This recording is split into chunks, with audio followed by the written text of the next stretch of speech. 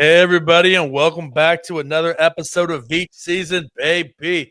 Another week still on the air. We haven't said anything offensive enough to get canceled as of yet. But the night is young. I mean, a lot of shit went down over the last week. It's one of the biggest weeks in the offseason. There's plenty of fodder for us out there for us to literally say some stupid shit that's going to, offend half of civilization and get us taken off the air. But as always, in order for that to happen, our producer would actually have to listen to the show and know what we're saying. We'd have to have a listenership more than 13 scumbags. But to you, 13 loyal Vici scumbags out there, you know who you are. We love you, and every single day, I thank my lucky stars, and I thank the Lord for bringing you into my life, and I say a little prayer for you, like. What movie was that in? I say a little prayer for you, forever and ever. You'll be in my heart because my best friend's wedding. You. Yeah, there we go. And with that, I'd like to introduce everybody on the show today, coming in from the rafters like Mother effing Sting in the 90s. Hell yeah. We have the official Veach season legal correspondent, James Todd Esquire, in the house today to discuss the free agency, contracts, the draft, Xavier Worthy, stadium move, anything legal related, my 3 pending cases that I have in the tri-state area here in the South, whether or not. The tri-state area, is that Georgia, Alabama, Florida? Yeah, or like probably if I'm going to say it's probably going to be Georgia. Yeah, the quad. Or you just work your way up the coast. Well, what we do is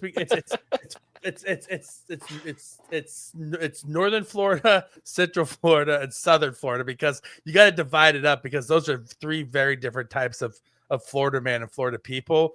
And then the quad state area, you throw in Puerto Rico, right? That's and then fair. Once you get to the Florida Georgia line, it's just basically the apocalypse. By that point, like if you've seen the TV show Fallout, like go to the Florida Georgia line, and the only good thing that's ever come out of the Florida Georgia line is not the television show Florida Georgia line, not the band Florida Georgia line. And they broke up. The fact, what? They broke up? Yeah, they broke up. Well, I wouldn't know that because I don't work at a country western station. I'm not a country western aficionado like Kramer Sansone. You think I am? Wow. No, wow, you work at the station. Like, That's listen, fair enough. I'm like you may not like the music, but I mean, like you may not like the girl you're dating, but if you're in bed with her every single night, you're gonna gain something through osmosis. It's fair enough. Osmosis. I mean, putting your penis inside of her. That's how babies are made. That's how babies are made. That's also how Veach season, baby. That's how chlamydia is made as well. Oh. Yikes. Right. Well, yeah. Hi. Glad to be here. I will not be answering any and all legal questions. I have a very limited scope of what I will discuss legally. Otherwise, I'm here for your listening pleasure. You said you have 13. You can call me the 13th warrior. Then I'm here for you, Rocky. Yeah, we brought him on for the legal commentary, but he's staying for the fellowship, right? And for those of you who don't know, James has been my friend going on 25 years, something like that. We've been friends, James. I mean, friends the whole time. Friends become enemies. Enemies become friends. Like me and James have been friends long enough that our friendship could have been like high school sweethearts, got married right after high school, and we got our 4th kid like bacon in the oven right now. Which one of us is the female in the situation carrying the baby? I think we all know that would be me, because he's a lawyer, so he's the breadwinner. And I'm just a crafty little like podcaster staying at home, doing my thing to make me feel like I'm still alive, even though I got 4 kids, like pulling at my hemline while I'm trying to get dinner on the table. Because if I don't have dinner ready by the time James gets home, watch out. then Dark James comes out all of a sudden. No, let's not go that. That would be a horrible precedent given subject matter. We would have a loving, caring relationship. And I'd hate to break it to you guys. I could be your guys' son. Oh, as a matter of fact, Kramer, you could be our son. And I want to tell you something, son. Yeah. Pops or whatever we calling you. I'm so damn proud of you, of the man you've grown into. There's a lot of things in this world that I've achieved, but being your father is my greatest achievement and my proudest moment. There's nothing in this world that I could do better than to call you son. Damn it, Rocky, you're gonna make me tear up right now, man. Yeah, well, I mean every damn word of it, boy. You make your old man proud. Now go get me a beer. Anyway, so we have our legal correspondent James Todd on the show today. We're your guest hosts, Rocky Magaña and Kramer Sansone. Shockingly, Brett Veach could not be here today to host his podcast for the 537th consecutive episode. Because obviously it is legal tampering week here in the NFL. And so he's out there wheeling and dealing and hustling and jiving and doing backdoor deals. You know what they say? There's nothing that Brett Veach loves more than a backdoor deal. That's fair enough. He does enjoy the backdoor. If he gets himself a deal, he's going to do it. Listen, he doesn't care if he's coming or going. He's all about, yeah, he'll be coming when he's in those backdoor. He's been coming for those backdoor deals. You know what I mean? Dude, a lot of deals. We'll get to that a little bit later on. Man, great backdoor deals this week. A lot of really gave it to him in the backdoor deals. The backdoor of the deals. I mean, like just the Crocky J level of backdoor deals. No kidding. So anyway, though, that being said, it's time for that time once again for our favorite time of the episode, which is What's Hot with Krame Dog? Well, I'll tell you this, Rocky. You will not be seeing me suiting up for a tryout for the long snapper position in Kansas City Chiefs because for the 11th season, James Winchester is back, snapping the ball back to whoever's going to be catching it, whether it's Matt Araiza. I mean, it's going to be Matt Araiza most of the time. Or if there is who knows, we might see a guy come into a little workout, maybe a competition battle. But no, James Winchester is back in a Chiefs uniform. I won't have to be suiting up to do the long snapping duties for the Chiefs. Luckily, the GOAT, James Winchester, is back, and he's locked in for another year. It's good to see. Perfect to see. That son of a bitch just keeps on taking your dream job. Yep. Every year you think, hey, is this the year that old fella hangs up his cleats? And no, we're going to see him on the franchise for yet another season, taking his child duck hunting with him and his dog sitting in the duck blind, having a fatherly bonding moment that is almost as beautiful as the one that me and you just shared. But fair enough. But not quite. I mean, James Winchester loves his son, but he doesn't love his son like I love you, Kramer. I agree. Nobody loves his son like I love my boy. You're gonna get me choked up now. I'm just so goddamn proud of you, boy. Just so. This is the first time I think we both cried on a show. Oh man. If you're not crying out there right now, I don't know what's the matter with you, you heartless bastards. If you are crying, it's okay. Because in the words of the Big Lebowski, are you shocked to see my tears, good sir? Strong men also cry. Strong men also cry. And so, and if it was said in the Big Lebowski, then it has to be true because that's the movie. If you can't tell by looking at me, is basically the Bible, the film. It's like my Bible that I live my life by. I thought it was based on a true story about you. It is basically. Yeah. It used to be called the Big Magaña, but it just, Hollywood, they change things. Hollywood, they're always whitewashing things in Hollywood. Exactly. A Spanish last name with an Inye on it just did not test as well as a Polish name, like Lebowski. And all them backdoor deals happen in Hollywood as well. Oh, I mean, long snapper. That's got to be the best job in the NFL, isn't it? I mean, either that or back quarterback. Clearly, the back quarterback's always nice, but long snapper, not too bad. Getting paid $1 million just to chuck a ball back with accuracy. I'm going to say if you're the third string emergency quarterback on a roster, if you're one of those teams that carries one of those, that's the best job because you're like never, ever, ever getting in the game. All you're doing is just doing scout team shit. Yeah, but you got to do more than just the one thing, and you're going to get paid more as a long snapper. I mean, what's he getting, $1 million or so? Yeah. I mean, that's some real coin. I mean, it's not Mahomes money, but I could do that. I think he's vet minimum deal. His last one, I think he's like 1.3. He was like 1.3 million on his last contract. I mean, so he's making more than $1 million. He's making more money than I will ever make in a single year, unless exactly 1.65. Yeah, see, look, he's making over $1.5 million, fully guaranteed. That's some walking around money. That's not bad. Literally, to throw a football between his legs 5 times a game. Oh, no, you gotta do extra points. More than 5 times. I mean, not with the Chiefs offense. Well, they've been punting a lot, Rocky. Let's be honest. They've been punting. They have been punting a lot. Okay, fine. We'll say 10 times. 10 times a game, you throw a football between your legs. He's on the sideline the entire time, just hucking back there, making sure he's doing great. Like, what is the average? Like, what is the dollar he gets per snap?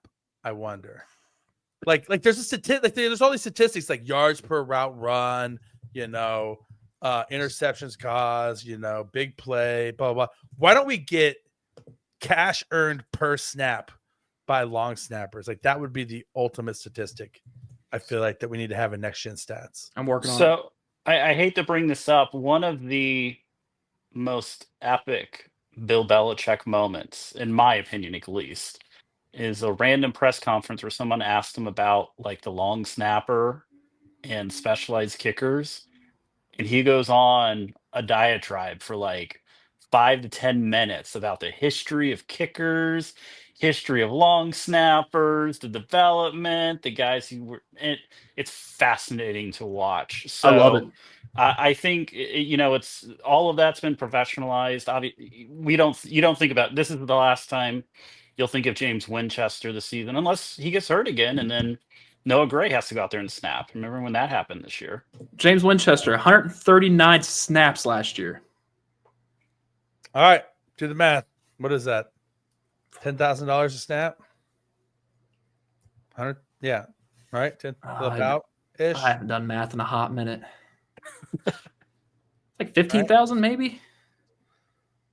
Yeah, 139 divided by 1.6 million. Yeah. All right, come on, ChatGPT. This is great content. This is great content. Way to start the show strong, really. Yeah, I mean, about $8,000 per snap. About $8,000. Not $9,000. That's not bad. $9,000. Not bad. Listen, you can definitely knock my ass over after every single snap for $9 million a snap. Like, I don't care. I'd line up against Vita Vea $9 million every single time. Yeah, or $9,000 snap for $9 million for $9,000 a snap. Hell, you give me $1,000 a snap, and I need more than that. I got a guy coming at me. I'm good. I need more than more than $1,000. $1,000 a snap, and you could Myles Garrett me with a helmet over my head, and I don't give a damn. Well, I don't think they can't rush the snapper anymore. I thought that was one of those rule changes. It's true. You can't jump over the snapper either. Yeah. It's not bad. Literally. I mean, honestly, nobody can touch you. Like, Jesus. That's like the gig where you can just go and tell what you're 50. And does it even matter how big you are at that point? Just like you need some girth to you. Why? They can't touch you. Just put you can Tony. It has to be all in your thighs. The ball. Remember, you're bent over this entire time. You have to have some very tree trunk thighs.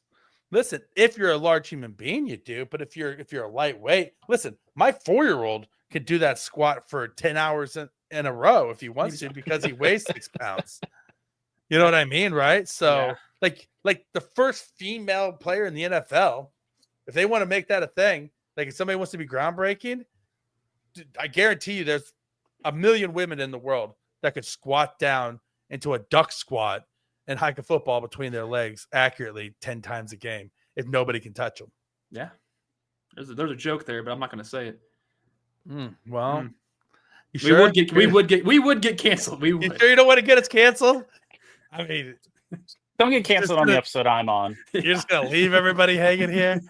All right. Well, we should actually get into we're 15 minutes into the show. We haven't even talked any content whatsoever. Oh yeah, we have James Winchester, baby.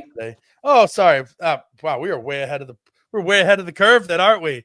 Look at There's us. not a lot going on though, right? Like this is a slow. I mean, season's over. Slow. It's not even. Slow. There's always the chief in the news when it comes to off season. I mean, it's like just sitting there watching a video of those icebergs just crash into each other and just make that groaning sound. It's like what this week is like. It's just nothing going on whatsoever. But before we get anything important, I do have to shame everybody out there. We do not have any more 5-star reviews this week. Yet again, despite us giving you 10-star content on a week in, week out level, like we're giving this to you for free. All we ask is that you just leave us a 5-star review and then don't say anything racist in your comment. It's a pretty low bar. You click 5 stars and then you don't say anything racist in your comments about the show. You can say anything else and we'll read it live on air. And then if you do say something racist, we'll bleep you out and then we'll shame you live on air. So don't put anything racist, but put anything else you want. I don't give a shit. Like it could be literally, you could write an entire essay on the beauty of Kramer's mustache or on the vibrato and depth of James's voice. And we'll read it live on the air. Word for word. And if you write something about how beautiful James Todd is as a human and how sexy his voice sounds, I'll print it off and frame it and mail it to him so he can hang it on his office wall. That way, every single legal client that he gets can look up on the wall and say, "Wow, not only do I have a smart lawyer, but I have one who has a GD sexy voice." Also, apparently, he just won an award or something for the sexiest lawyer voice in America. Yeah, I don't feel that's coming. So, well. You never know. Not with that attitude. It's not, James. Hey, we got guys. We got guys that would write to us. Yeah, we got guys that would write to us. We got like that's what I'm trying to tell you. Like we don't got a lot of listeners, but the guys we got are loyal, and they're fucking weirdos, man. Just like we are. And so, I mean, it's great. I love them so much. And I do want to apologize. The song didn't get wrote. Well, it didn't get sang or produced. It was a busy week, and plus didn't have internet for like the last 3 days, so it's kind of hard to do anything. The Ukrainians hacked Kramer's internet as well. Yeah, they hacked Twitter. They hacked Twitter on the most important day of the offseason, and then they turned around and hacked Kramer because they didn't want to hear the beauty. They wanted to stop the beauty. It's coming though next week. The greatest song. The next, the top single. 40 hit in America. Kramer, what do we got to do to get it on the air at the country western station? Ooh, I could probably get it on the sports station before that, because 1660. I'm well, you could probably guarantee get it on with Saturday mornings with Kramer. Oh yeah. I mean, guarantee we get it on there. On your own show. I mean, so I'm just saying, like maybe after we premiere it next week on the show, that's we true. Need to get it live on the air. See if we can't get it, up the charts. Oh, we're gonna try. We'll get it on Spotify. I'll make a music video to it. We'll get this shit. Shout out to our ghostwriter, Mr. Larry Quinn, the official poet laureate of Veach season. We have a lot. Listen, like you think it's just a 2-man show over here? No, guys, we are an army of Veach season people over here. We have a legal correspondent. We have a poet laureate. We have a cap guru.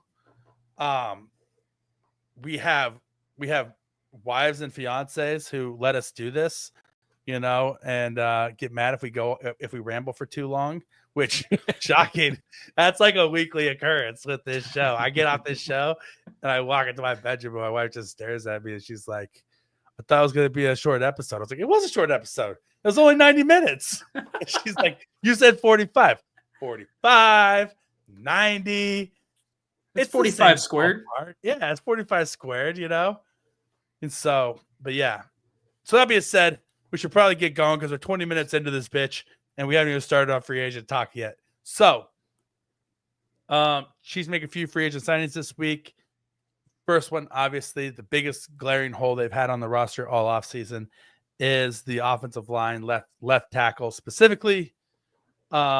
Chiefs go out and they sign Jalen Moore, backup tackle from San Francisco. He filled in for Trent Williams when he was injured a couple of games this year.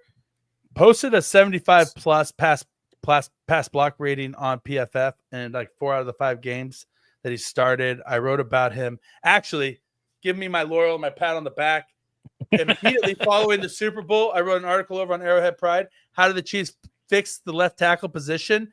And in my bargain bin free agent solution, I said they signed Jalen Moore. And then I also said you can only sign him if you also have additional competition because it's not a solution, just him by himself.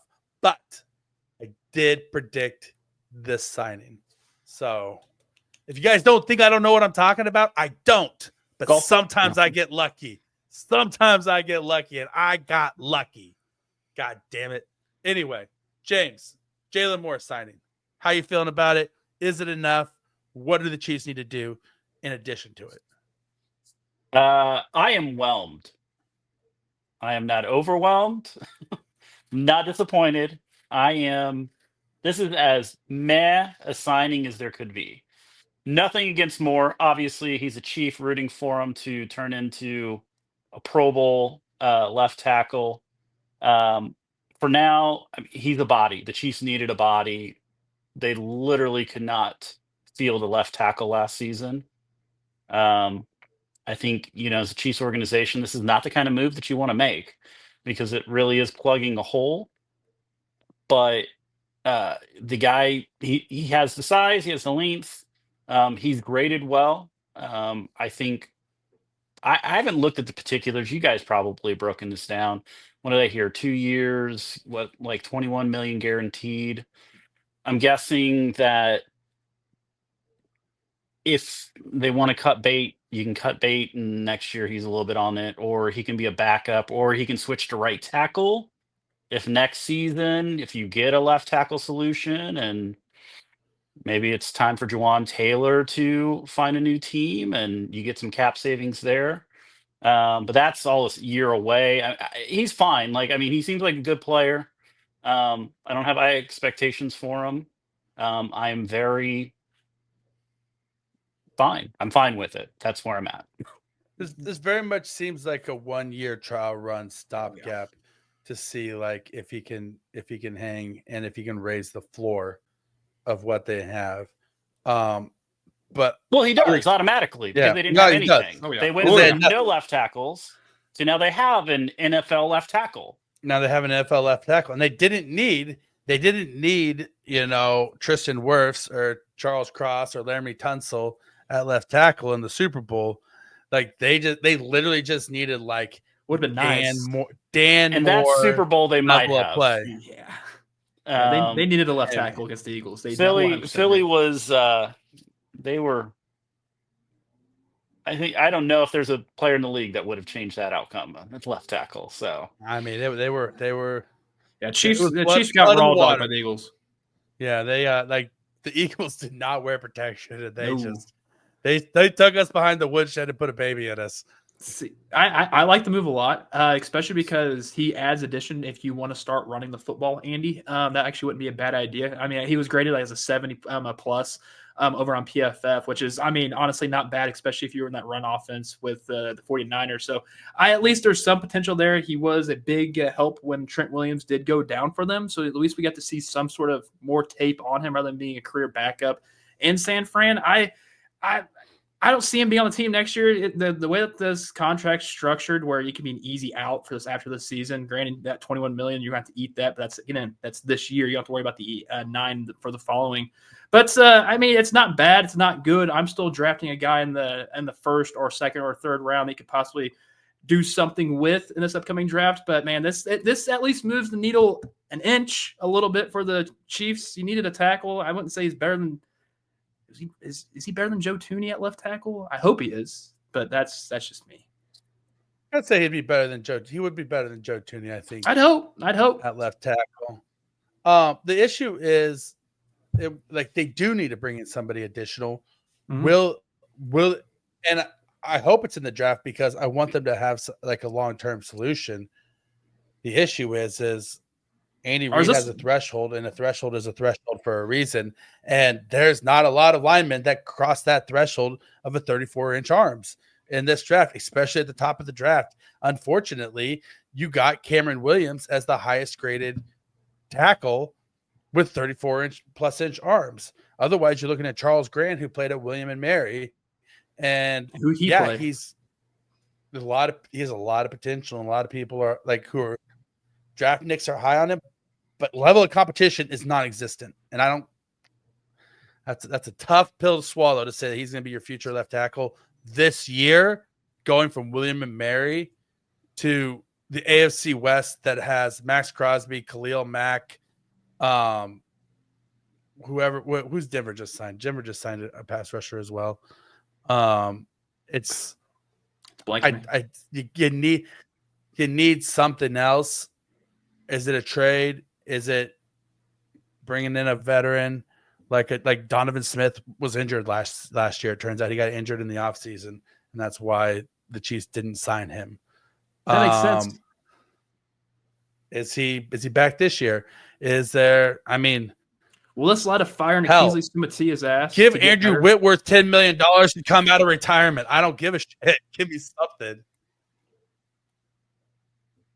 Yeah, I don't. I see what was that? Can you hear me still? Yep, I got you. Okay, cool. I mean, I see it like you guys. I think he's going to be starting left tackle, barring something different this year. Yeah, there's got to be a long-term solution. I don't know. I mean, you're going to go know the draft more than I am. I've heard that Josh Simmons, maybe he's somebody who could drop. Yeah. I know the arms are there. I think they came in 33 or something like that. I mean, at some point, you just need a guy, and I think at the end of the day, that's what you have to have, a left tackle. I'm not saying go for him or anything like that, but I kind of see this as this makes it a 2-year process. In the next 2 years, you've got to get resolved. This is going to be the 4th year in a row that the Chiefs will open with a new left tackle. And if he's not there, which I don't think any of us expect the year after, it's going to be 5 years in a row during Patrick Mahomes' prime years that you're going to have a different starting left tackle. That's crazy. That's so crazy. Yeah, there's got to be something. Yeah. I don't know what the solution is. I'm sure that they're doing everything they can.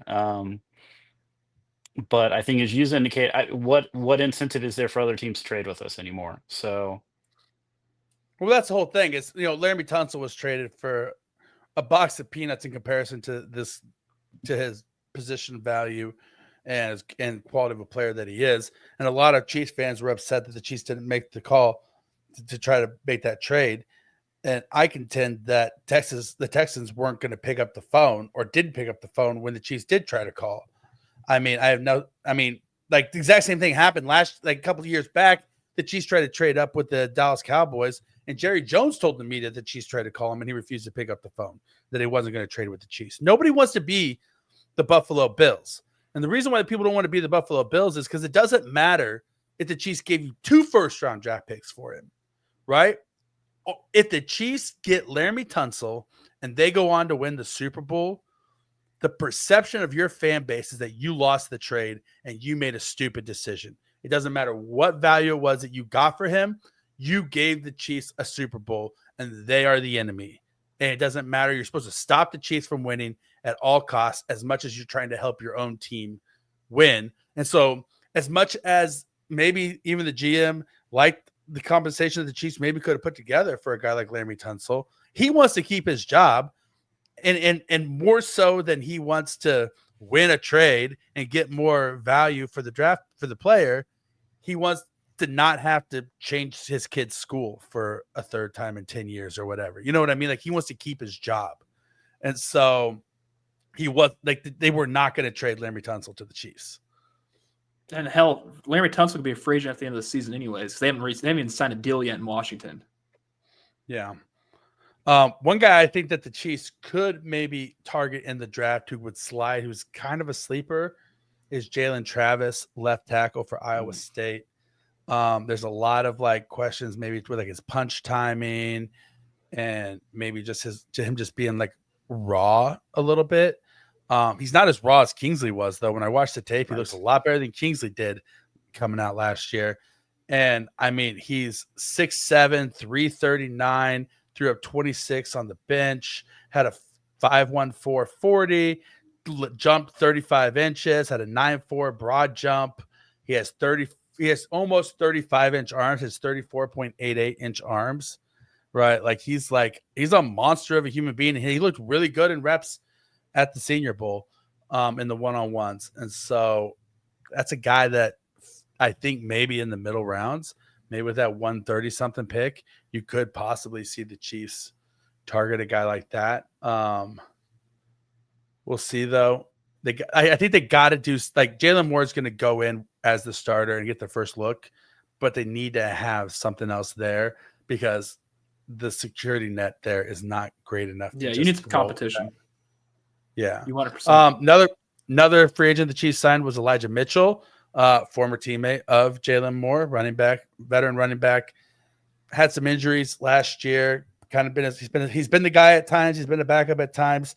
One thing that is for certain though is and when healthy, up until this point, he's been fast as shit. Like the dude's got wheels. He's been a productive running back in the NFL. Krame, you like this signing? I don't. He doesn't stay on the field enough. And there's already injury-prone backs on the Chiefs already with Isaiah Pacheco. I'm not all for this one. I thought if you're going to go for an injury-prone running back, Javonte Williams could have been a better on I think he signed a 2-year, $3 million deal, which is cheaper than what Elijah Mitchell's getting for just one. I'm not a big fan of it, but you also need bodies, and it's not like I assume they're going to probably draft a running back as well this upcoming draft, but I'm not a fan of this Elijah Mitchell signing at all. Yeah, if I was going to go for an injury-prone running back, maybe give me J.K. Dobbins. That one would have been nice. That would have been a nice injury-prone running back to pick up. James, are you a fan of Elijah Mitchell? Do you think the Chiefs do probably take another back in the draft? I'm fine with it. Bodies. I think bodies was an issue, and I think it's. I think running the football is important in today's NFL. It's kind of odd. I think things are kind of going back. You think of all the teams that the Chiefs are in competition with. All of them have a running back right now, and with the exception of the Bengals didn't make the playoffs. The Chiefs need Isaiah is a good running back. He's always going to be somebody that you want to have somebody else with because he's not going to play a full season. He seems like he gets hurt, and it's 17 games. You need so many bodies. I'm for the NFL. I mean, if they keep adding games, they should probably up their roster limit. And I don't want to get off on a rules tangent there, but I mean, please do. 17 do games, not stop like it's a yourselves. lot of games. It's a lot of players. I mean, to me, to begin with, what am I trying to think of? The players who don't play on game day, whatever, the inactive. I don't understand that at all. I don't even understand why that exists. Why isn't all 53 guys available? There just needs to be the rule changes. And I mean, because when you're talking about workload, you need multiple backs. So I'm fine with another guy in the room. We'll see what he has. Rotate him in. Maybe unpopular opinion. I think you should be able to have as big of a roster as you want as long as you're under the salary cap. I mean, you also have the practice squad guys. It's like, why do we have them just to practice with the players?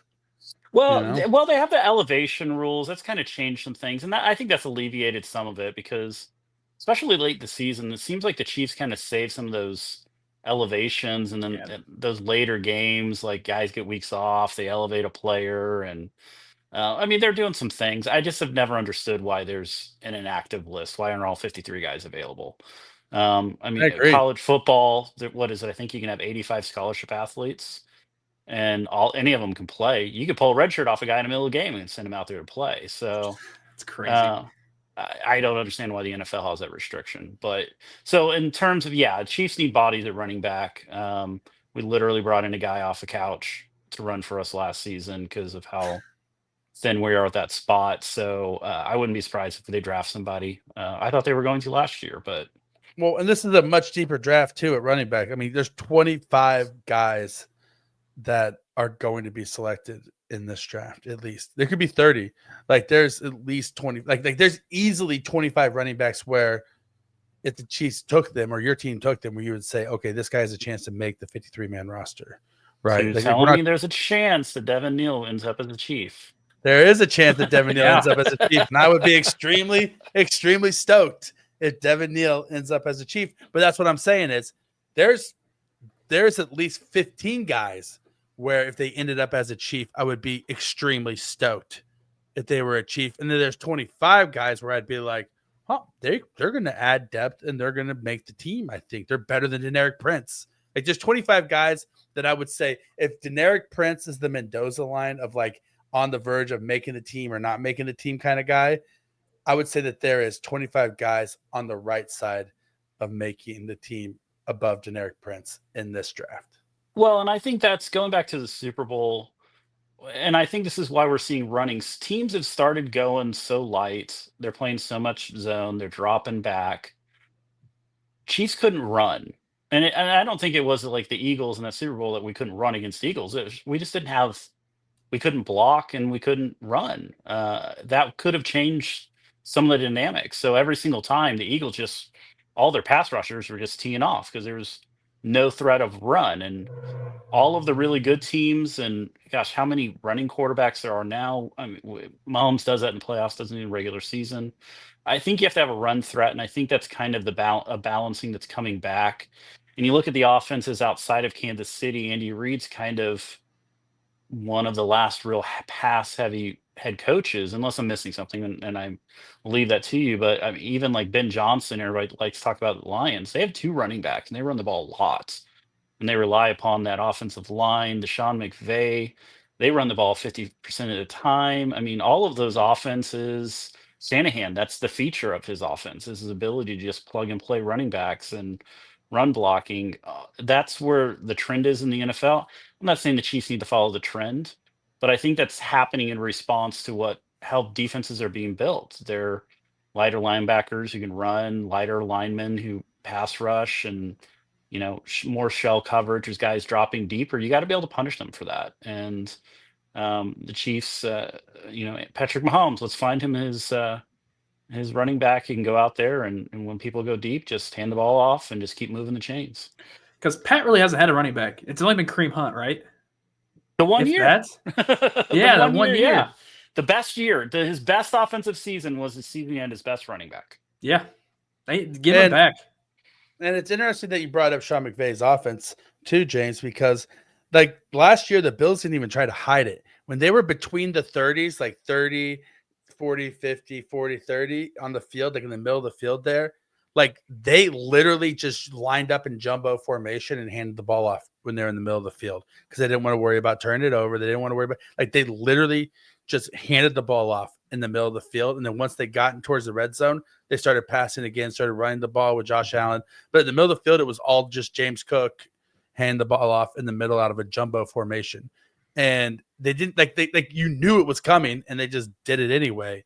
Right. And you saw that the Chargers went out and spent big money to bring Najee Harris in, right, as their running back. And so, which also means that it is. It's a great fit for them, and which also raises the question that the Chiefs need to bolster their defensive line. We'll talk a little bit about that later on. But yeah, no, it's definitely becoming more of a running league, and they do need to take somebody in this draft. I mean, if they could get Caleb Johnson, which they're not going to, I would literally be so effing happy. Chiefs also signed secondary help, Christian Fulton, today. I mean, listen, like this is a guy that skill-wise is like has all the talent in the world. First round, quality, possible all-pro, Pro Bowl quality defensive back. Picked off Patrick Mahomes on the play where Rashee Rice got hurt. So now Rashee Rice is safe. So thank you, Christian Fulton, for signing with the Chiefs purely for that reason whatsoever. But he hasn't stayed healthy. But if he's turned the corner and he's gotten his body right and he's healthy, he's a top 10, 15 corner in the league, in my opinion. He's going to make a dumb mistake at some point. It's what he usually does. That's the thing with him. That's fine. Yeah, for me, it's all about Trent McDuffie in the slot. Trent McDuffie's the best slot corner in the NFL. If you have 2 boundary corners, then hopefully you can even get more from him. So, yeah, that's the idea. I like the fact how now the Chiefs are doing some more stuff to their secondary. Because we saw last year, once Jalen Watson went down, it wasn't great secondary wise. It just seemed like everybody was put on islands, and people could just throw over the top of the Chiefs at times, and it just wasn't good. It's nice that they actually have some sort of depth and some sort of reliability, because now you can make sure Trent McDuffie's guarding that slot for sure. And you already know that Kristen Fulton's going to go on the one side, Watson's going to go the other, and you can be like, all right, I actually kind of feel comfortable with this. This actually might be a good play. So I'm just curious to see how it actually all plays together. But they desperately needed another corner. He's probably corner 2. I would probably edge him a little more over Watson a little bit. But that's good depth. Yeah, I was reading that the assumption is that on base downs it's going to be McDuffie and Watson on the outside, and then in nickel packages you push McDuffie into the slot, and then you have they're going to run nickel the entire time, bud. I mean, they ran big nickel a lot. Like a lot. They started it in the playoffs with big nickel on defense every single game.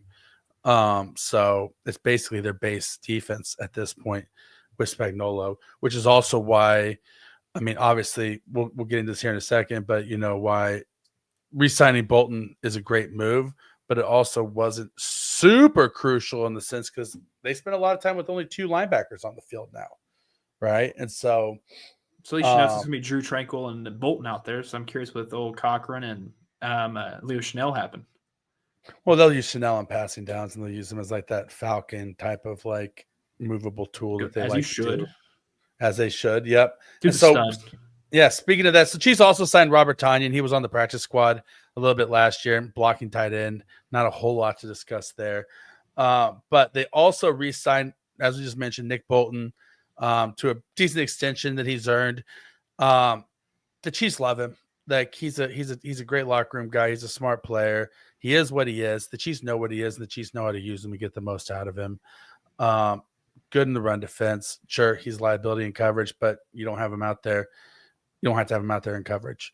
And then they tagged Trey Smith. Trey Smith signed his tag. With the corresponding move to that, they traded Joe Thuney away because you weren't going to pay Smith tag money or extend Smith while also paying another guard, and they felt comfortable moving Kingsley Suamataia on the inside. They also re-signed Hollywood Brown, which was, I mean, even if there wasn't a situation this week involving Xavier Worthy, it just makes too much sense to re-sign Hollywood Brown because you were going to be able to sign him to a signing bonus and a low base and then give him a lot of incentives that were going to be not likely to be earned that weren't going to go against this year's cap regardless, right? You know, even if he does hit them, it's going to be applied to next year's cap. And so you're able to, in a year where you're a little bit shorter on cap, you're able to retain a high-end player and make it work with the numbers. With those signings, James, what's your thoughts on that? You know, it was like a flurry kind of moves right there that the Chiefs did to retain their guys, tag guys, trade guys. You know, what's your vibe, overall thought on that set of moves? Quick thoughts. One, I get re-signing Bolton. We just talked about it being in a running league. He's one of the best run-stopping linebackers in the NFL. But as a general philosophy, I don't like investing money in middle linebackers and guards. I also get the feeling some of these moves all together, this is another chance of trying to make another run at a Super Bowl before Kelsey retires. I feel like there was a real effort, especially when you see the talent bleed that's going on in some of the other rosters we've seen at the NFL last couple of years. 49ers, Eagles are losing a lot of players. Chiefs are obviously trying to make one more run at the very least. So I guess in that regard, we should have another good season next year. So that means that the Chiefs are going to draft Luther Burden at 31 and then trade next year's first-round draft pick to a team for their left tackle, and then everything's going to be set, and they're going to win the Super Bowl. Is that what you're saying, James? I make no predictions. What do you think, Kramer? I hate the Trey Smith tag, if I'm being honest. I really don't like it.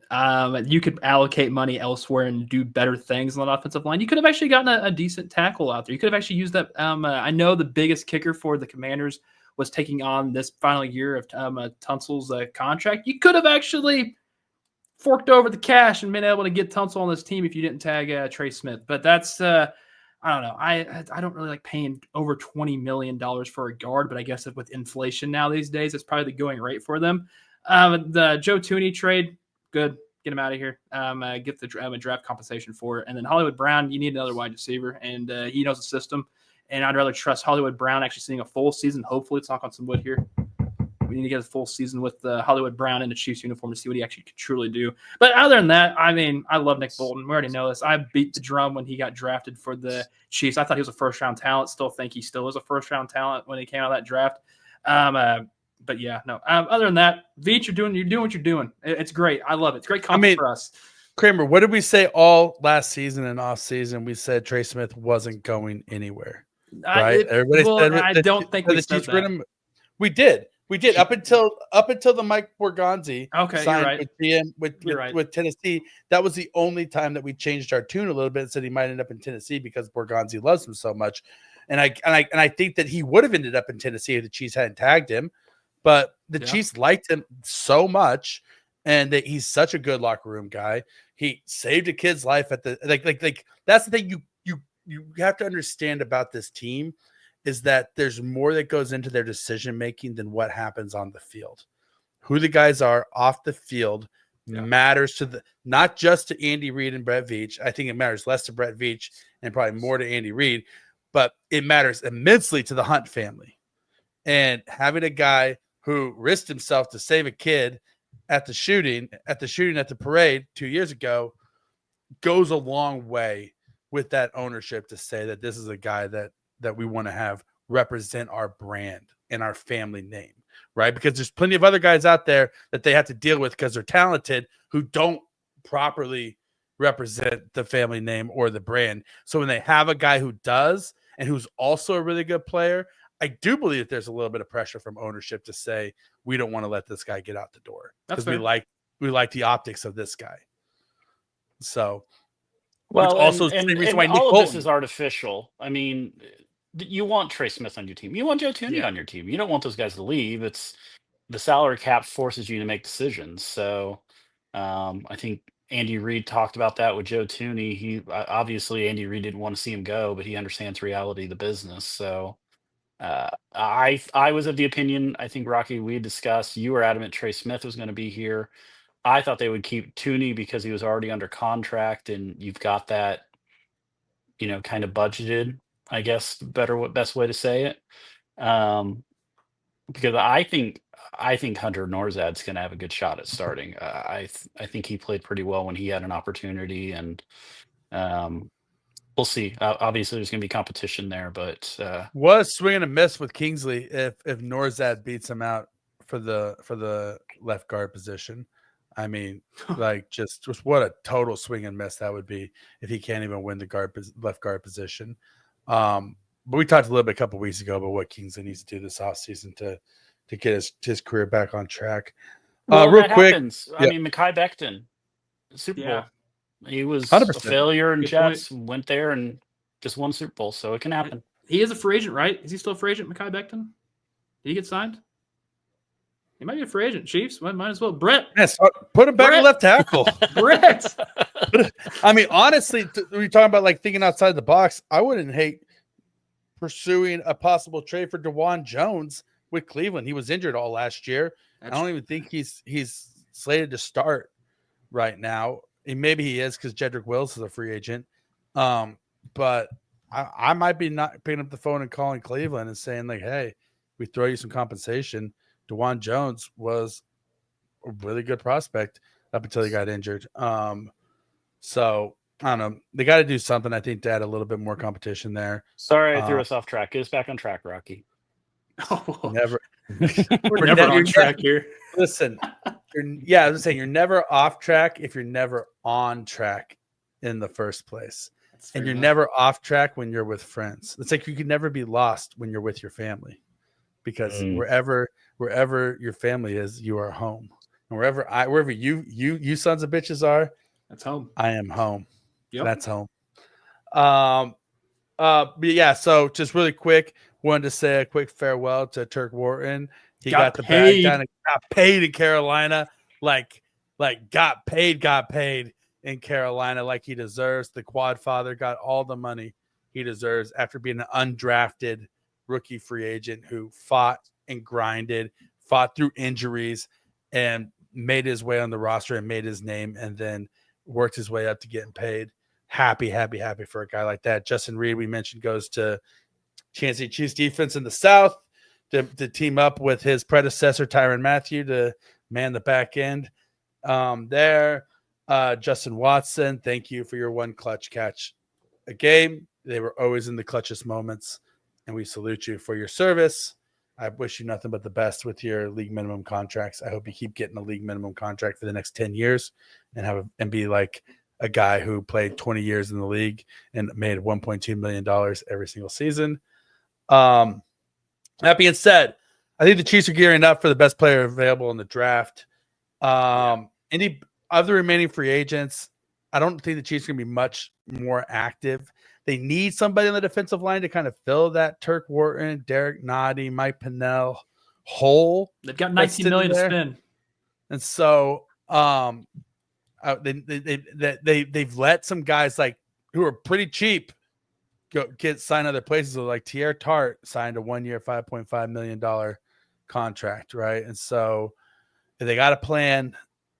I'd like to see it. I think that they're going to sign somebody who's probably going to be on the defensive line. I think there's a good shot that round 1 pick is a defensive lineman, like a Derek Harmon or a Walter Nolan or something like that. I think they want somebody with some pass rush juice to line up next to Chris Jones to alleviate some of the pressure off of him on the inside, especially as he gets older.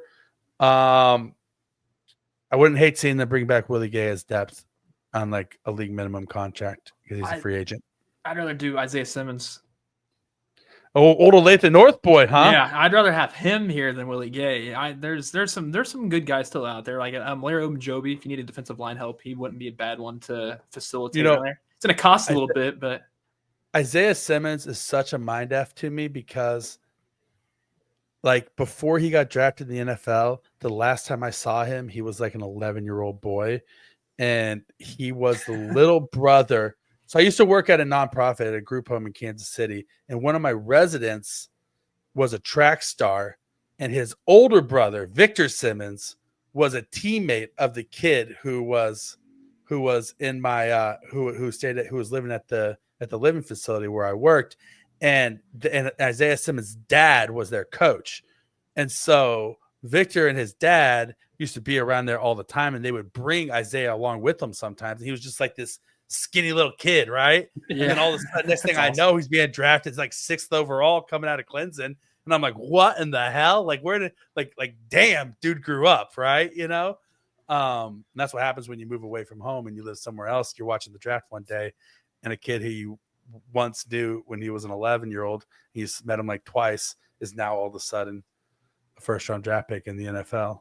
And so I'd like to see him. I'd like to see him come back home, though. Yeah, he's an athletic dude. Also, Trent Brown at right tackle. I think he'd actually an upgrade over Jawan Taylor if he stays healthy. I mean, that's not hard to say. He also has the sweetest tattoo in the league. I guess I'll have to be the Jawan Taylor defender on the podcast today. So, oh boy, I'm not. I can't. He's getting paid a lot of money. He's being paid more than probably what. But I think there are worse problems on this team than Jawan Taylor. Yeah, it's called the left tackle. Exactly. Aside from the left tackle, the next biggest problem is the right tackle.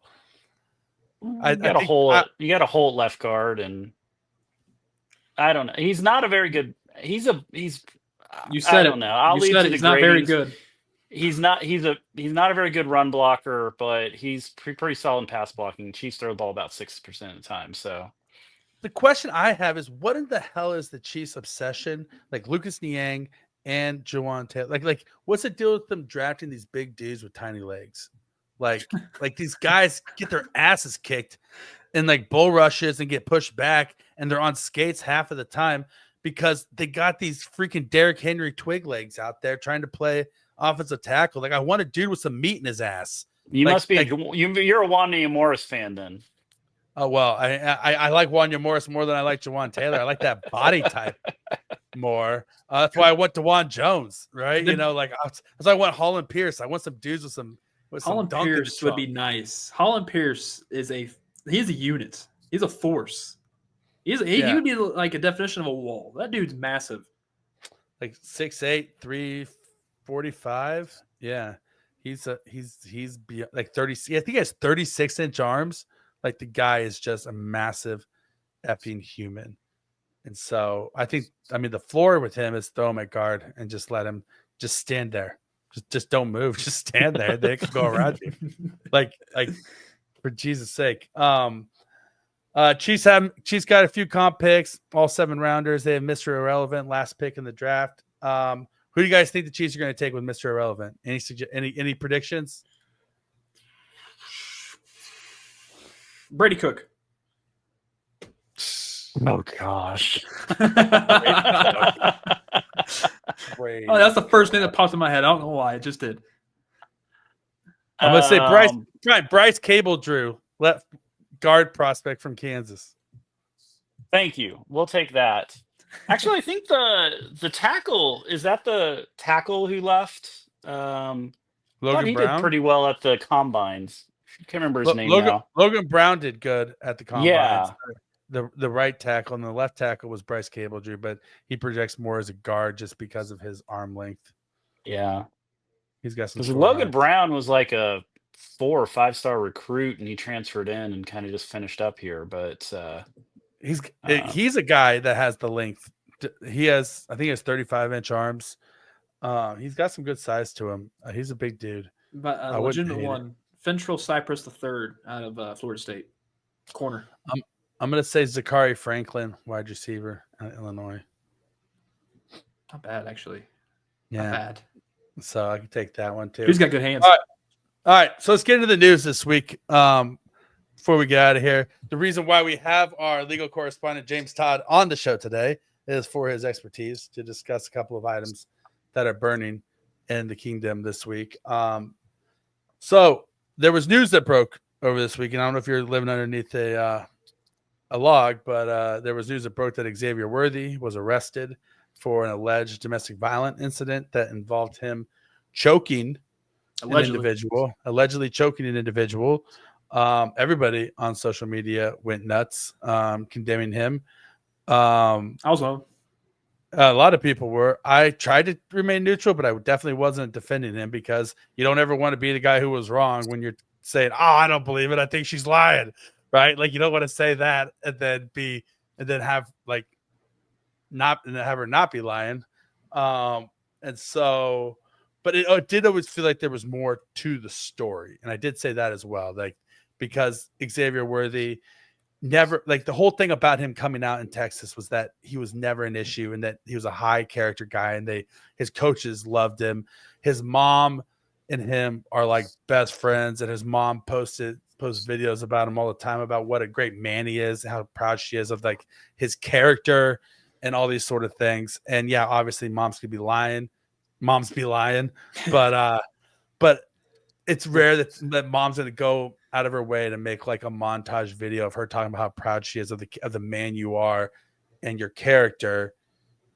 You know what I mean? Like she's just going to like just stay quiet about who you are, right? If you're otherwise. And then also days before this happened, Xavier Worthy and his mom had a benefit for a nonprofit there in Kansas City for victims and survivors of domestic violence that benefited them. And so all these things combined, you were like, okay, something here isn't quite adding up, right? And so then it comes out that Jose ain't faithful, you know. He's Jose and loyal. He's Jose and loyal, and that and there's a whole other story about it. But James, from obviously caveat everything you say is just commentary, opinion, not legal advice, yada yada yada. You want to break down the situation for us and tell us how do we even get to this point? Well, yeah, I'll be honest with you, Rocky. I don't have as many notes on this one as I do the stadium because it kind of all changed so fast. As I was talking with my lady, I always hate the sensationalism of a news story, whatever it is. You hear national headlines, something big happens. Almost maybe half the stuff you hear in the first 24 hours isn't true or inaccurate or something along those lines. And I was thinking back to like the Rasheed Rice, we heard about an arrest and then a video comes out. We got a whole bunch of information in a couple of days, and we haven't really heard anything since. And that's kind of the way that these things go. So you knew there was going to be some information. I'm not surprised given what facts have been presented, but it's not. I don't think the book's closed on this, and maybe that's just a cynic in me. And that's not any allegations against Xavier Worthy at all. The facts, as I've heard them said, and what we've gotten just from news reports, and is that it appears like he hired a private investigator to follow his lady around, and I'm assuming there was things going on, so he had some kind of suspicions. And it was his fiance, is my understanding, is that Yep.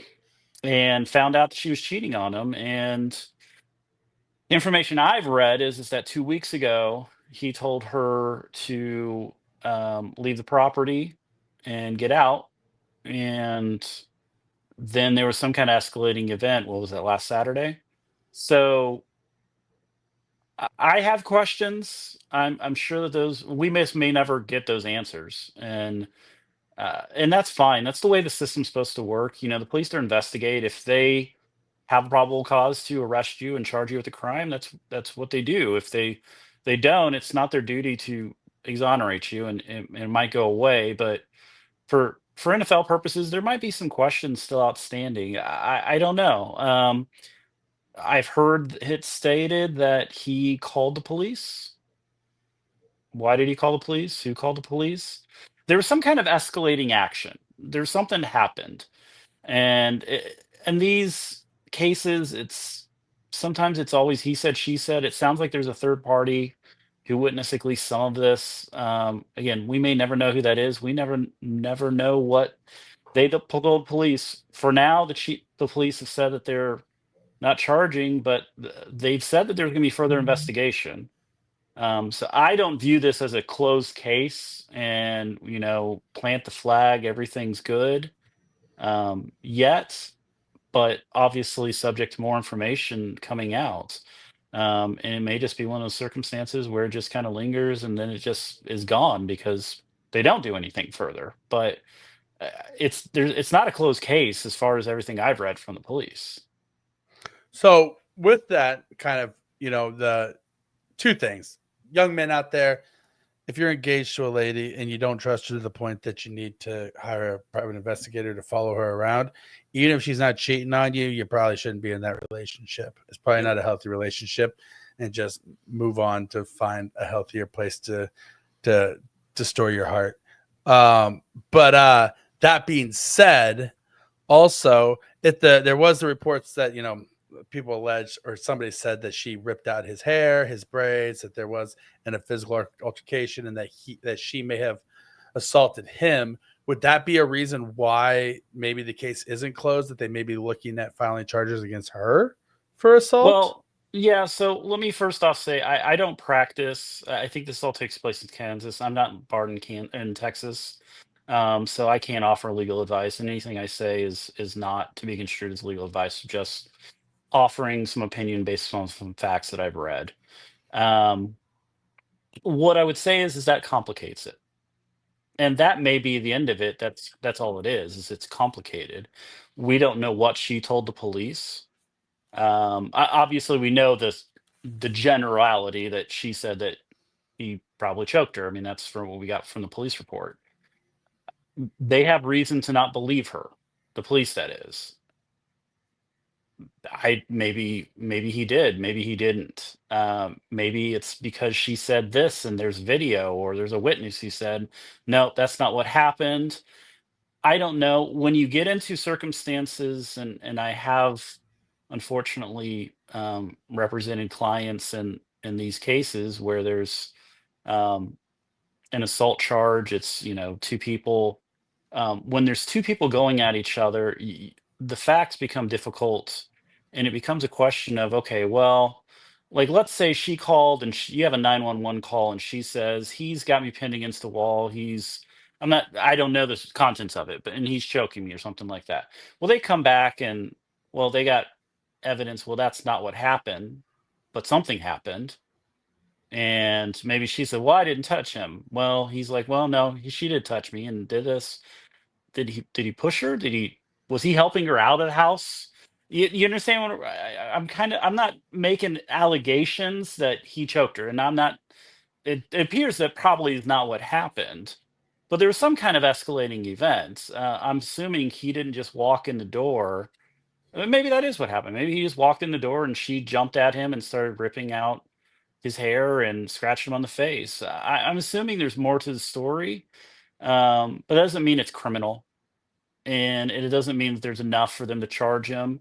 And given the back and forth that clearly took place, they probably don't have confidence in her as a witness that they can, if it's going to be her opinion versus his and somebody else, they're going to rely on her testimony to bring charges against an NFL player who's going to be well financed, well defended. There just probably isn't enough, or they don't feel confident that she's going to be a good enough witness to move forward on a case. Is that so that's something that the DA would probably take into consideration, right? Being like, Probably. okay, well, And yeah, and that's where, they further investigation. I mean, there could be other things. We don't know. I mean, this is 2 or 3 days ago. I mean, it's entirely, have they taken phones into custody? I don't know. They might be going through his phone. They might be going through her phone. Were there text messages back and forth? Did he threaten her? Did she threaten him? There's a lot of things that could be going on. That's all speculation on my part. I don't know. But when you're talking about investigations of this regard, and it sounds like Xavier Worthy is well represented and his attorneys are working with and cooperating with them. So they feel confident, obviously, that the facts are in his favor. I just, for now, that question for me that's just kind of nagging is, something sparked this. And we don't, obviously we know the general idea. She was cheating. There was 2 weeks, and then this came to a culmination. What resulted in the police coming out, and what escalated those events? 100%. And just because there wasn't something criminal that happened doesn't mean that everybody that everybody was in the right, right? Like I get, like, I've been in a lot of like arguments with my wife because I'm married, and that's what happens when you're in a marriage. And there's some times that both of us say some shit that we wish we didn't say, right? When tempers are flaring, or you feel hurt, or like somebody's like misunderstanding you or whatever, right? And when you get defensive, like, things don't get physical, but verbally you should say some shit that's out of line. And so, was there shit that was said out of line? I mean, if it's a relationship and people are arguing, I mean, history and common sense would say both people probably said shit that was out of line. Doesn't make it criminal, though, right? At that point. So, all right, cool. Well, James, thank you for your. By the way, Team Worthy in this. Nope, Team Worthy in this. All the way, Team Worthy. Yeah, well, and these hoes ain't loyal. I'm hoping for his sake that, that's what comes out, and that's where all the direction leads. Again, I'm just a cynic. I'm always concerned. I worry, and so that's just part of my worries. You're not a cynic. You're a lawyer. That's your job. Also, I'm shocked with all these Chiefs news coming out of Texas. I'm shocked you haven't tried to move your practice down there because, Well, Rashee Rice, I'll give you the little update I have on that. Yeah, actually, I am actually curious with Rashee. And his attorney is, I think, a state senator. Yeah. Well, the Texas legislature's in session. So I think he got an exemption from the court to not have to appear for legal proceedings, at least to some extent, during the legislature. So that's just dragging that out even Really? further and might even cause some delays. I mean, who knows the outcome of those cases, but that's, going from the Chiefs fan perspective. Will this be resolved by the start of training camp? I don't know. Is he going to be in Texas for trial while the team's up and doing training camp? It's entirely possible. That'd suck because watching him on Instagram, dude looks like a beast. Rashee Rice looks like he's ready to come back and take the effing league over, as wide receiver one. It almost looks like he's put on too much muscle. No. Did DK Metcalf put on too much muscle? Would you be saying that if he was DK Metcalf, Kramer, if he played for the Raiders, would you be saying that? Yeah. There's nothing wrong with too much muscle as long as you can catch the football. That's all that cares to me. All right. Before we get out of here, also want to talk a little bit while we have you here, James, about the Chiefs' possible move to Kansas, right? Like it seems like Jackson County might be scrambling right now to try to, 12th hour save a situation. Hold up, Rocky. Frank White is not saving a situation. Let's just pump the brakes there first. Well, yeah, exactly. But what's like just break from your point of view, James, what's the situation as it stands right now, and what do you think is going to happen?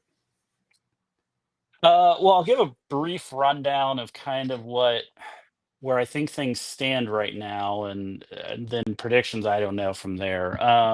So one of the things that's kind of going on, in my opinion, and I think the way to frame this at the moment is currently it's a negotiation between the state of Kansas on one side and Jackson County on the other side trying to get the team. That's about 3 million people versus 700,000. And I think that just because it's the state versus the county, the resources available are just much greater in what Kansas is willing to do.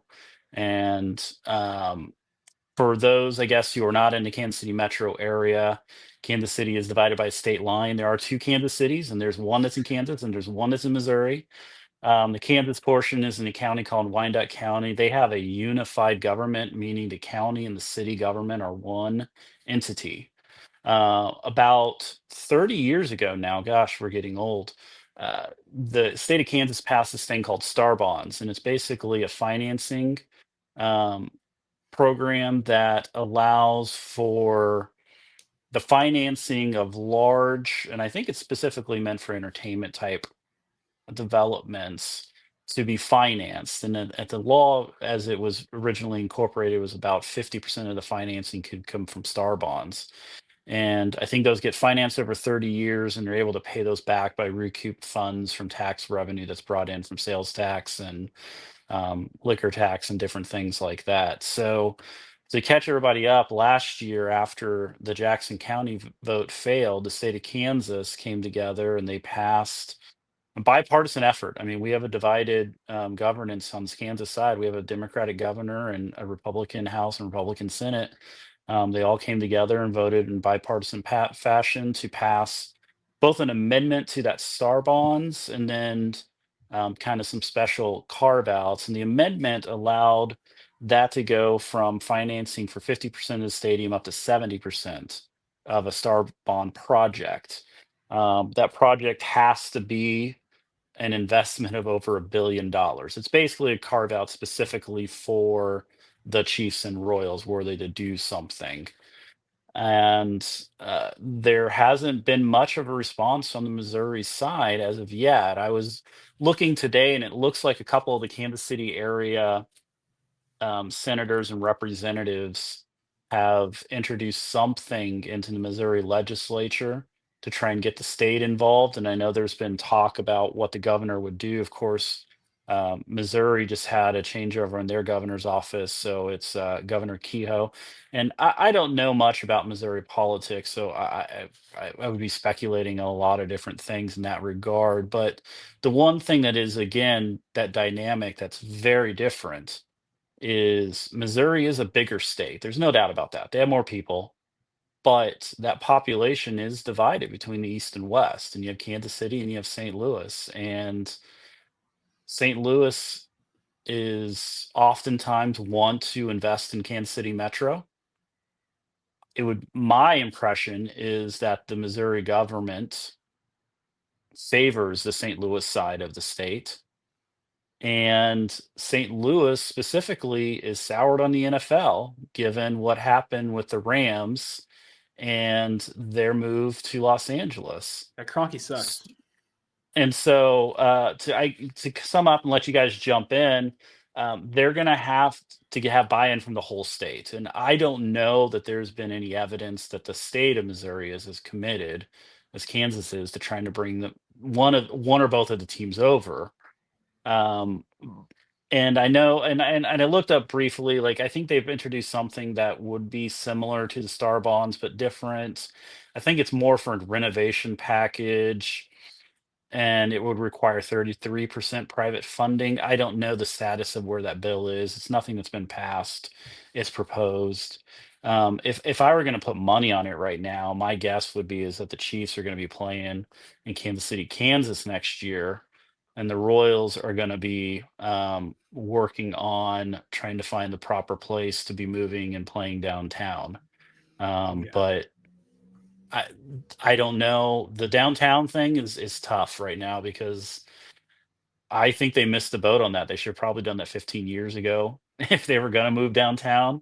There's so much development in downtown KCMO that the number of spots are dwindling. And I think what killed the last project is they were trying to tie it in with other developments. I think Power and Light specifically.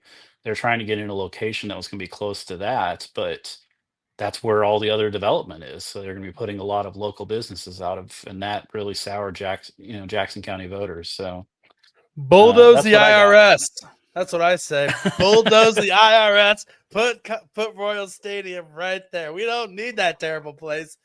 Get rid of the IRS. Put Royal Stadium down there. You're absolutely right. I think about St. Louis, about the governor of Missouri favoring just the government, the state government favoring St. Louis, and they're not going to get buy-in from St. Louis. St. Louis hates the Chiefs. There's a lot of people in St. Louis that just hate the Chiefs. I work with them. I know people who used to be Rams fans that refuse to be Chiefs fans because you must not listen to 101 ESPN where our guy BK works at. So I think they're pretty good Chiefers. I'm telling you, there's a lot of people I have colleagues who live in St. Louis. I think I would call them apathetic Chiefs fans. I think they're a little bit more interested, but I mean, they love the Cardinals. They love the Blues. That's where their hearts are at. Here's where their hearts are at. They're like a guy, like your brother. Say your brother was married to Roseanne Barr and then she left him and now he's alone. And he's sitting here looking at you and you're married to Halle Berry and he's jealous and pissy about it. And that's St. Louis people looking over at Kansas City with the Chiefs. And then you're like, hey, do you want to pay for our recommitment of vows ceremony for us? You want to help pay for that? And they're like, and he's like, go F yourself. I'm going to go drink myself into a stupor and watch hockey. Also, like with how much they're dragging their feet in Missouri with the sports gambling, that pretty much is a clear tell of what else is going to go on when they try to do something with keeping the Chiefs and or the Royals in Kansas City, like on the Missouri side. It's like they don't care. They just don't. And if it's not useful for Jefferson City or for St. Louis, they don't give two shits about it. That's just how I perceive it. I'm a Missouri guy, so like I want the Chiefs to go to Kansas because I want to be selfish. I want a dome or a retractable roof. Let's assume that because people are going to be mad that no, you can't have a roof over Arrowhead in Kansas because it's just not football or anything. Well, you know what? I'll have a retractable roof.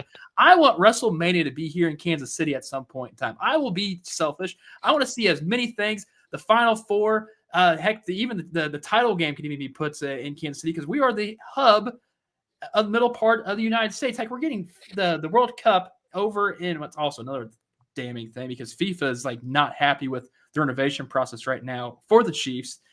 So no, there's just too much going on. Get the Chiefs over to Kansas, please. Well, and I think James makes a great point in the sense that you're talking about a county versus state, and the Chiefs aren't going to sit there and like at some point the Chiefs are going to be like, listen, shit or get out the pot. Like we got a franchise to run. We want a new stadium, and it's just a dollar and cents thing. Like Missouri's not going to be able to come up with the cash or be willing to part with the cash to finance 70% and put up over $1 billion of a project so that they can build Clark Hunt World in Missouri versus in Wyandotte County, where they're like, yeah, put it right next to the Speedway. We already got a casino right there. We had Sporting Kansas City. Just continue to build out our sports. There's so much land over there still. Yeah. So And much. they're building the American Royal over there as well. But you said sometimes it's going to be coming. The Kansas bill expires on June 30th. Oh, shoot. Well, we're going to know sooner rather than later. Easter on the clock. And you know, these kind of projects don't come together. That's what's in the language of the bill. Now, things can change, but you'd have to have a literal act of Congress, so to speak. You'd have to have, the House and Senate and the governor pass something to extend that deadline. But currently, right now, for the Kansas bill, because it was an exception made specifically for the circumstance, and right now that's the expiration date. I tell you what, we live in a time where our country is probably one of the most divided times in our country's history, and the GD Chiefs are the great unifier, and it's a beautiful thing, people. Like, in a time where nobody can agree on anything, it's good to see politicians come together and agree on what really matters, which is getting the Chiefs moved over to Kansas in a new stadium. So are we game? Are we game for Kansas move? All three of us? I think. Is that the official Veach season stance? We just come to a quorum of an official Veach season stance. The thing is, people are going to roast that. Like, people don't want the Chiefs to leave Arrowhead, and they just want to keep it where it's at. That's because people are afraid of change. That's very true. I guarantee you, gosh, it's so true. If here's the thing: the people who live in Missouri who go to Chiefs games, like they're going to drive across state lines to go to Chiefs games. They will. They'll say that. They'll never go. They're going to say that. Like, no, I'm never going to go, but they're going to show up on the opening day. Yeah, they'll show up on opening day. They're going to say they're not going to go, but they're going to go. The same way that people who live in Johnson County and Wyandotte County drive to Jackson County to go to Chiefs games, right? Like, I used to live in Lenexa, and I would go to Chiefs games almost every single week. You know what I mean? I grew up in Kansas driving across state lines to go see the Chiefs and Royals play. I've been doing it my entire life. Large portion of the season ticket holders for both clubs are based in Johnson County. Yep. And money talks and bullshit walks. And I don't think it should be confrontational. I think whatever the outcome is, I think we should just celebrate that the Chiefs are staying in Kansas City. And it always annoys me when people try and draw a line, which is like, well, they're in Missouri. Well, I'm a Kansas and I'm a Chiefs fan. If they move over here, let's just stay Chiefs fans and keep supporting the team.